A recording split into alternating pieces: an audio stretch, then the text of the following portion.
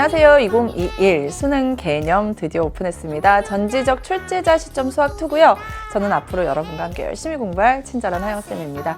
자, 이제 이 강의는 수학2 강의입니다. 그래서 그 문과 친구들이 저와 함께 공부를 할 거고요. 아마도 개정 교육과정, 전 교육과정의 세대에서 재수나 N수 하는 친구들 같은 경우에는요, 우리가 공부했던 미적분 1과 굉장히 흡사하다라고 생각하시면 좋을 것 같아요. 그래서 미적분 1에서 뭔가 조금 바뀐 내용이 있기는 하나 미적분 1 개념이다 라고 생각하시면 좋을 것 같습니다. 우선은 교재와 강의 구성에 대한 간략한 얘기들을 해드릴 거고요. 아무래도 2015 개정 교육과정이 여러분 아마 재수생이나 N수생의 경우에 2009 교육과정이랑 꽤 바뀐 내용이 많았기 때문에 거기에 대한 거 선생님이 수학2에 해당하는 부분만 설명을 좀 해드리고요. 그리고 앞으로 우리가 수능을 공부하는 데 있어서 기출문제는 정말 중요하거든요. 그래서 평가원 기출문제 중에서 최근 3개년 개념들 다시 한번 어떤 문항들 출제됐는지 단원별로 좀 살펴보는 시간 가지고 마무리하도록 하겠습니다. 우선 이 교재는요, 그리고 강의는요, 교재 베이스로 선생님이 그대로 강의를 할 건데요. 출제자 시점에서, 즉 평가원 입장에서 또는 선생님이 수업 시간에 내신 문제 내는 입장에서 철저하게 그 입장에서 강의를 준비를 했습니다. 그래서 교육과정 해설서 내용을 선생님이 싹 다 정리를 해가지고 제일 앞에다가 넣어놨어요. 교육과정 해설서에 보면은 뭐 성취 기준도 있고요. 어떤 개념들이 공부가 되어야 되는지 유의해야 될 사항들이 다 정리가 되어 있거든요. 여러분이 좀 눈여겨봐야 될 내용들은 선생님이 굵은 글씨로 표시를 했기 때문에 단원 시작하기 전에 그냥 한번 쭉 훑어보는 그런 의미로 보시면 좋을 것 같아요. 그리고 이 뒤에 있는 게 뭐냐면 평가원 최근 3개년 문항을 모두 분석해서 어떤 문항이 몇 문항 나왔고 어떤 개념이 연결돼서 출제되었는지를 보여드리는데, 선생님이 교재를 만들 때 2020 대수능 치르기 전에 교재를 완성을 했었거든요. 그래서 2020 대수능에 대한 내용은 선생님이 따로 이따가 정리를 해드리도록 하겠습니다. 자, 그 다음 교재를 보면은요, 개념이랑 기출문제를 선생님이 수록을 해놨는데요. 개념은 진짜 교과서에서 표현하지 않은 개념으로 선생님이 설명을 해놓은 경우가 굉장히 많을 거예요. 전체적으로 선생님이 수능에서 강조되는 내용들, 그런 내용들 입장에서 선생님이 개념을 정리해놨기 때문에 여러분이 지금까지 배웠던 개념과 그리고 수능에서 어떤 식으로 적용이 되는지에 대한 것들을 개념을 통해서 한 번 더 정리를 하고요. 거기에 대한 기출문제를 풀어보도록 하겠습니다. 선생님이 일부러 이 문항을 준비를 한 이유가 뭐냐면 기출문제를 그대로 수록한 경우도 있지만 우리가 지금 배운 개념에 대해서 바로 적용해 볼 수 있는 변형 문제들도 많이 구성을 해놨거든요. 그래서 여러분 나중에 공부를 다 끝내고 나면요, 변형 문제들이 한 3개로 한 문항인데 선생님이 변형을 한 3가지로 해놓은 그런 문제들도 있어요. 그걸 하나로 딱 합치면 고난도 문항 하나가 저절로 풀리는 거야. 그런 식으로 선생님이 정리를 해놨습니다. 그래서요, 다 공부를 하고 나면은요, 가장 마지막에 DIY 노트라고 해서요, 오늘 배웠던 개념 여러분이 스스로 공부할 수 있도록 선생님이 중요한 부분을 그냥 구멍을 내놨어요. 거기다 여러분이 한 번 더 정리를 하면 한 강의가 마무리가 되는 겁니다. 그래서 마지막에 선생님이 학습 계획표라고 했어요. 그래서 다시 앞으로 돌아갑니다. 앞으로 돌아가서요, 오늘 어떤 공부를 했는지 대략적으로 정리를 해놓고, 그리고 오늘 날짜, 그리고 리뷰라고 해서 선생님이 2번 더 리뷰하라고 되어 있어요. 개념 강의는 적어도 3번 정도는 공부를 하셔야 돼요. 첫 번째는 강의 제대로 듣고 문제 푸는 데까지 조금 오래 걸리지만 두 번째, 세 번째 공부할 때는 강의를 다 들을 필요 없죠. 기억이 잘 안 나는 부분들을 위주로 강의를 한 번 더 정리를 보면서 개념 정리하고요.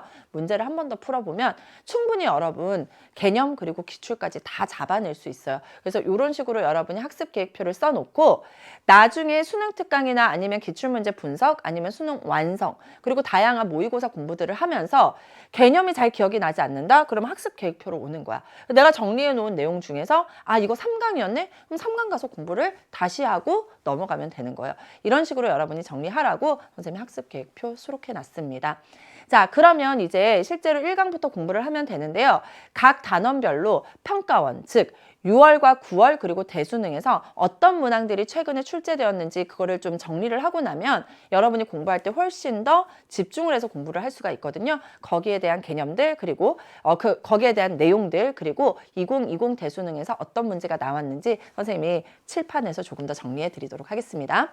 자, 칠판을 한번 보도록 할게요. 칠판을 보시면은요, 이런 식으로 각 단원별로 정리가 되어 있는데 이게 어디에 있느냐? 여러분 교재 11쪽에 있습니다. 함수의 극한과 연속에 대한 기출문제는 선생님이 교재 11쪽에다 정리를 해놨어요. 여러분도 빈 곳에다가 함께 표시를 하면 좋을 것 같고요. 함수의 극한과 연속을 보면은 굉장히 재미있는 게 하나 있습니다. 뭐냐면 거의 모든 시험에서 3점짜리로 좌극한과 우극한을 물어보고 있어요. 2020 학년도 9월 모의평가 빼고는요, 싹 다 물어보고 있습니다. 정말 쉬운 문제거든요. 3점짜리 문항으로 매번 출제가 되었고요. 2020 학년도 수능에서도 한 문제가 출제되었는데 역시나 좌극한과 우극한에 대한 내용이 출제가 되었어요. 그래서 그냥 무조건 한 문제는 맞추고 간다라고 생각하셔야 돼요. 그래서 총 모두 몇 문항이 출제가 되었냐면 9번의 시험 중에서 11문항이 함수의 극한과 연속에서 3점짜리 문항으로 출제가 되었습니다. 간혹 가다가 함수의 연속이라던가 함수의 극한값에 대한 기본적인 개념을 물어보는 문항도 출제가 되기는 했지만 거의 좌극한과 우극한에서 한 문항 정도가 나온다라고 생각하시면 좋을 것 같고요. 자, 4점짜리 문항도요, 거의 매번 출제가 되고 있습니다. 그래서 고난도 문항으로 함수의 극한과 연속에 대한 것을 함께 물어보는 문항들이 많이 출제가 되고 있거든요. 그래서 2020 학년도 수능에서도요, 한 문항이 출제가 되어서 함수의 극한에 대한 문제가 출제가 되었어요. 극한값을 계산하는 문제인데 약간 활용이 되어 있는 고난도 문항으로 4점짜리 문항이 출제가 되고 있습니다. 그래서 지금까지 쭉 보면은요, 한 번 빼고는 다 4점짜리 문항이 출제가 되었고요. 2020 학년도 6월 모의평가에서는 이렇게 두 문항이 출제된 적도 있었다는 거예요. 그래서 총 몇 문항이 출제가 되었냐면 4점짜리 문항이 9번의 시험에서 9번이 출제가 되었어요. 그러니까 무조건 한 문항 정도는 출제된다라는 생각을 가져야 되겠죠.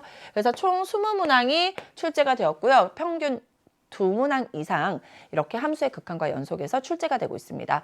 말 그대로 함수의 극한과 연속이기 때문에 극한에 대한 내용, 연속에 대한 내용 이렇게 한 문항씩 출제된다라고 생각하시고요. 극한은 보통 3점짜리 문항으로 많이 출제가 되고 있는데 고난도 문항으로 연속과 연결해서 물어보는 문항으로도 출제될 수 있다는 거 한 번 더 기억하시면 좋을 것 같아요.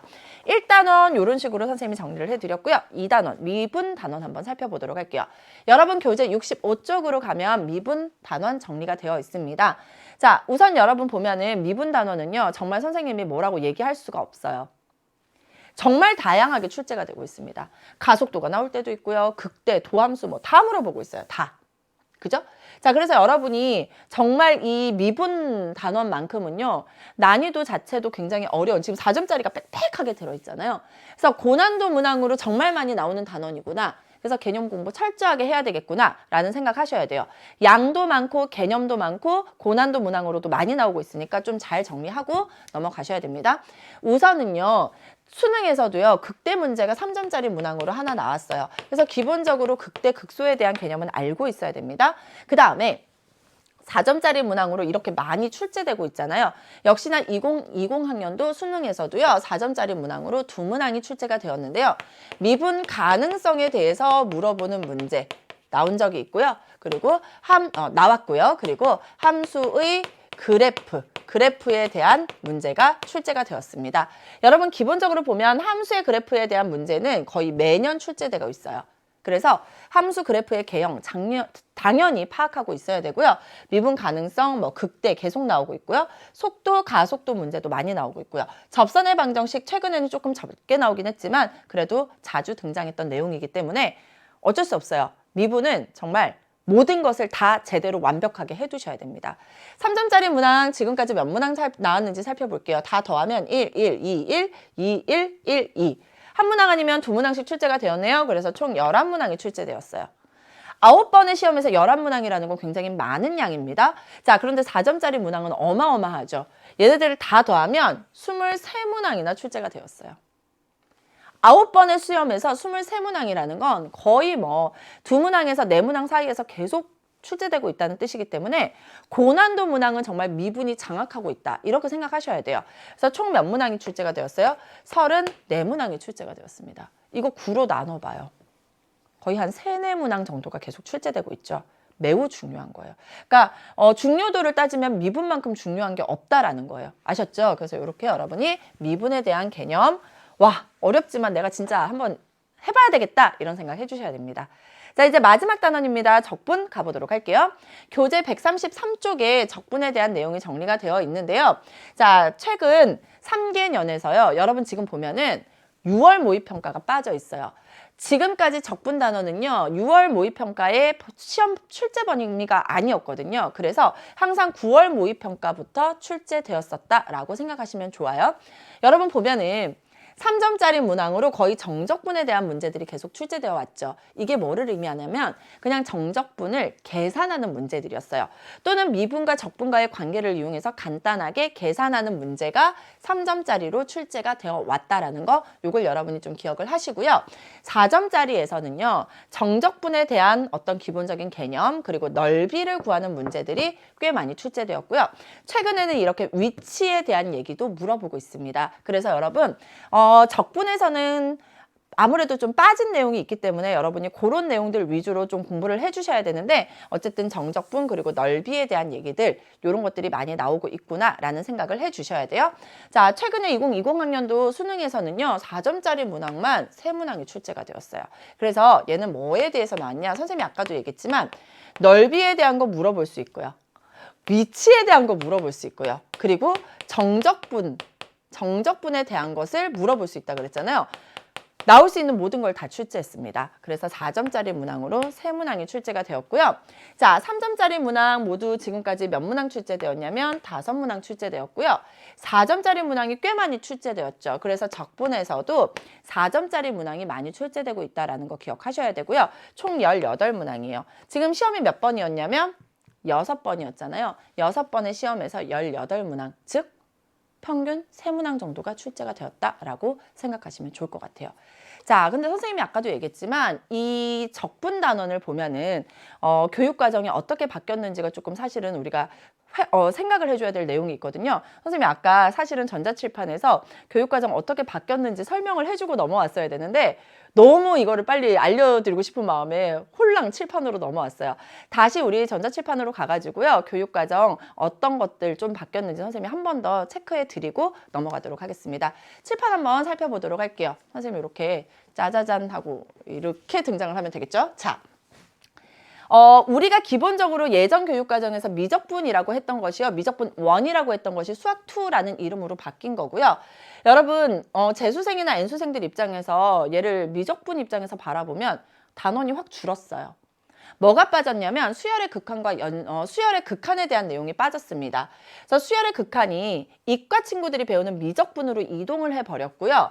그리고 사이값 정리, 연속에서 나오는 사이값 정리가 사이값 정리로 명칭이 바뀌었어요. 그 정도 알고 있으면 돼요. 근데 이게 되게 어마어마한 결과를 야기를 했는데요. 실제로 수열의 극한이 미적분으로 이동을 하다 보니 여러분이 수열의 극한에 대한 얘기를 모르는 거라고 생각해야 되잖아요. 그래서 적분을 정의하는 게 완전 달라졌습니다. 그래서 예전에 구분구적법, 그 다음에 정적분을 연결해서 정적분을 정의를 했다면 구분구적법, 그리고 정적분과 급수의 합 사이의 관계를 수열의 극한을 모르니까 배울 수가 없어요. 그래서 얘네가 다 빠졌어요.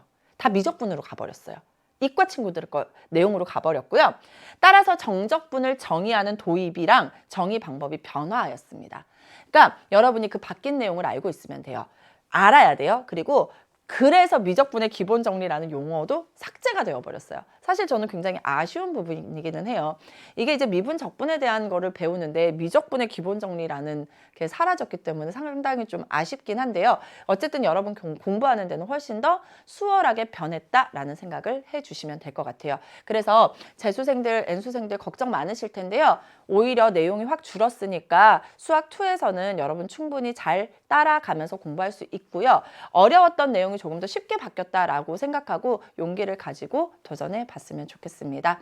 여러분 오리엔테이션 여기서 선생님 마칠 거고요. 1강에서 우리 순서대로 이제 개념 공부할 거거든요. 1강에서 다시 만나도록 할게요.